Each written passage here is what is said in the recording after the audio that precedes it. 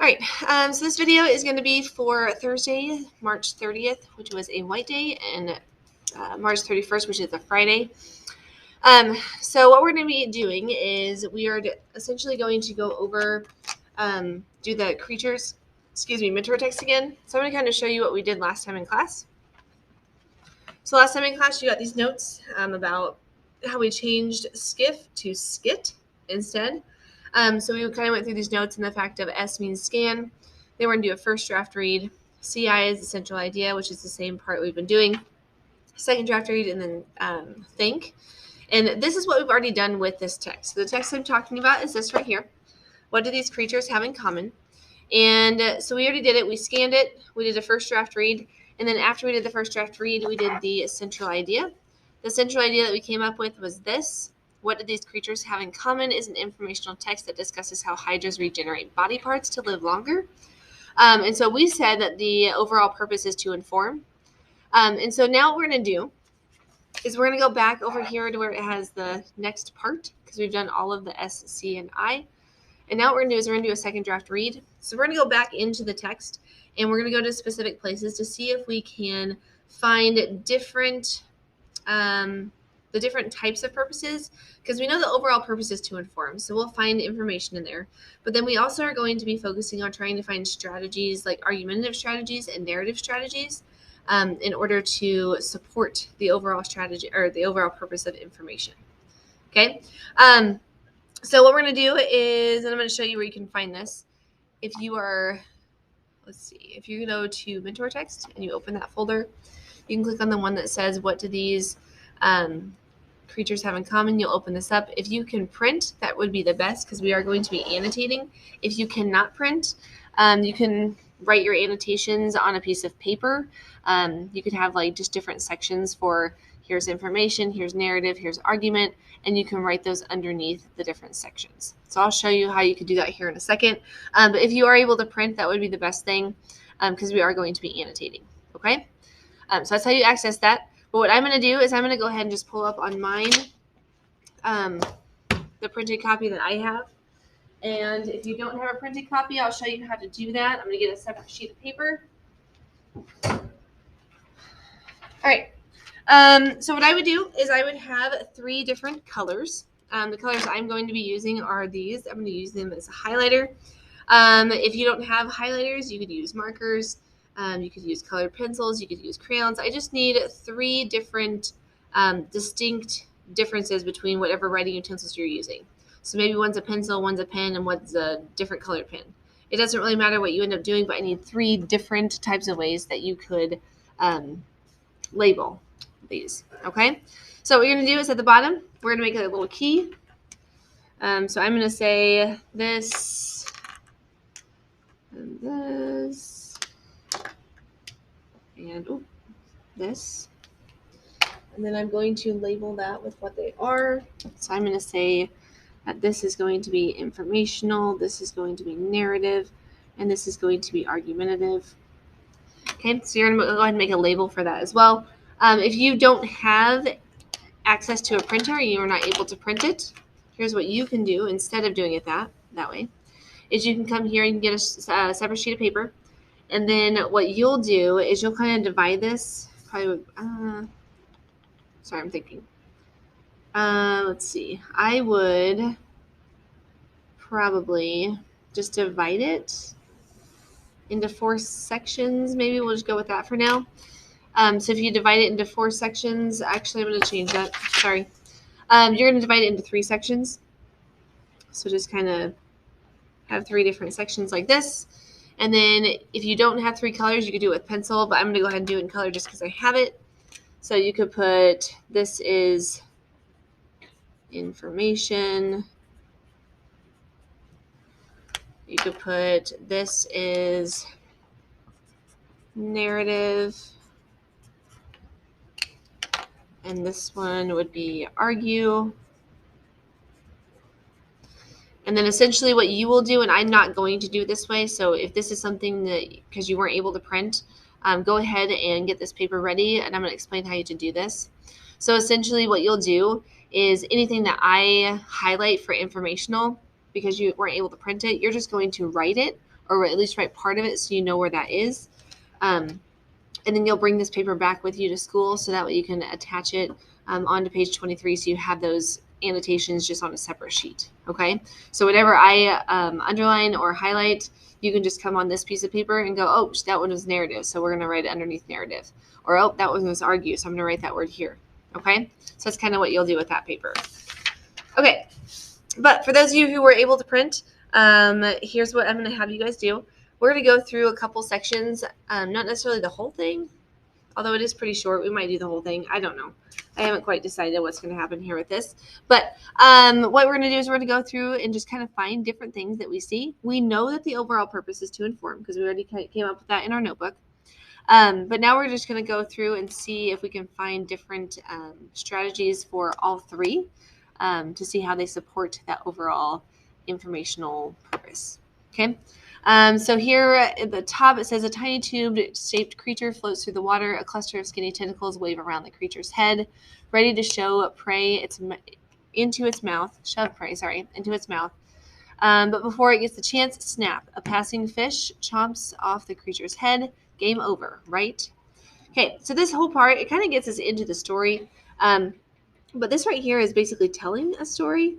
So what I'm going to do is I'm going to box this in with pink, because my pink is for narrative. So that's showing narrative. That's starting off with a story. Okay. We think back to what the information is for on page 22. Right here, you can't see it overly well, but it says narrate. It says a mini story. Uses beginning, middle, end, second person. So it really does have that anecdote. It has a short story to start it off. Okay. All right. Then it says, not so fast. Over the next few days, a brand new head and tentacles sprout from the creature's body. Then it continues hunting for food as if nothing happened. This strange and amazing creature is called a hydra. Named after the sea monster from Greek mythology, hydras live in fresh water and are generally about an inch long. Their extraordinary ability to grow body parts allows them to survive all sorts of injuries and diseases. It also allows them, perhaps most astoundingly, to avoid old age. Today, scientists are studying the hydra and other animals with similar powers with one big question in mind: can they teach us how to live forever? Okay, so a lot of this, like, there is some information in here because, again, the whole purpose is to inform us. So in looking at this, I'm not going to get every single one, and that's okay. But we have, let's say, named after Greek mythology. Hydras that live in fresh water and generally about an inch long. Okay, so that is going to be all information. Their extraordinary ability to grow body parts. I'm going to say this. It also allows them, perhaps most astounding, to avoid old age. Okay. What's interesting about this, because we need to look at if there's any argue in here. And a lot of argue is where there's a bias in it. And there is some bias in some of these sentences here. So if we look here at this part, it says this strange and amazing creature is called a hydra. So these words, strange and amazing, those could be a bias because they're biased words. Or this right here, their extraordinary ability to regrow. Having the word extraordinary there, that is biased statement. It shows that opinion. Okay. And then up here, perhaps most astoundingly. So astoundingly, that's also something that is has a argument behind it, an opinion. Okay. Next part. Death-defying powers. All living things, including humans, are made up of microscopic building blocks called cells. The human body contains trillions of cells, and they have all sorts of functions. Cells give our bodies their structure, for example, and convert nutrients from food into energy. Most cells have specialized jobs.